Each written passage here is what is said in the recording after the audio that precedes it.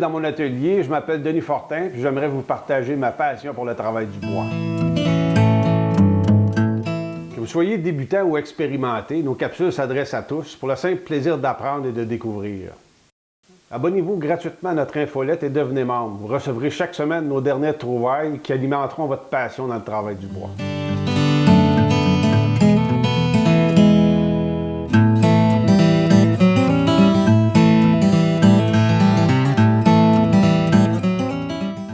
Une autre situation ici qui pourrait être assez problématique, si je veux venir travailler en bout de grain avec un fer à toupie sur une pièce de bois qui est relativement étroite, ici là, ça va être assez difficile de venir pousser ma pièce de bois puis de garder une bonne stabilité.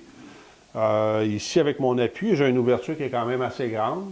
C'est sûr qu'une solution, ce serait d'avoir une ouverture qui est ajustée à la même dimension que mon fer à toupie. Ça m'aiderait à stabiliser mon ouvrage, mais malgré ça, ici, lorsque je vais arriver au centre de mon fer, ça va être assez difficile de garder une stabilité. Là, ma zone d'appui n'est pas suffisamment grande. D'une part, puis d'autre part, ici, lorsque on va arriver à la sortie, il y a des grands risques qu'il y ait un éclatement de la pièce de bois en bout de grain ici. Là. Donc, c'est une situation qui pourrait être assez problématique.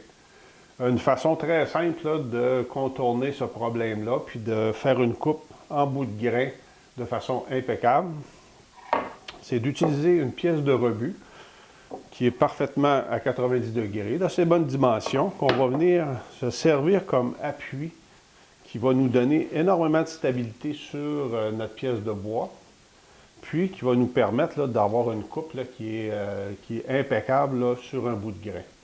Fait que la pièce de bois ici m'aide à stabiliser mon ouvrage d'une part. D'autre part, va me faire un appui pour qu'à la sortie de mon fer ici, je n'ai pas d'éclatement sur ma pièce de bois.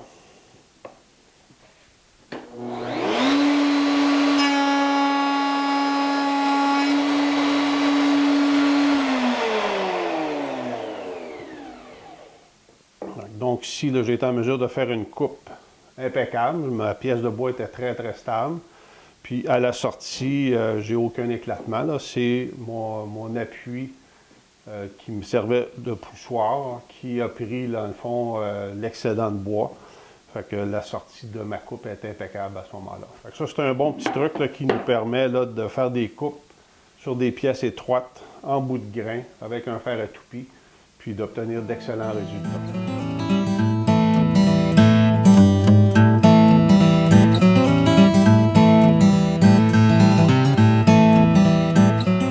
Continuez à alimenter votre passion du bois avec nos cours en ligne qui s'adressent à tous. À partir du niveau 1, pour s'initier au travail du bois et faire ses premiers pas, ou au niveau 2, pour découvrir des méthodes et des guides pour faire des coupes précises à la portée de tous, en passant par, au niveau 3, les techniques d'assemblage pour réaliser des ouvrages durables et esthétiques dans le respect des traditions.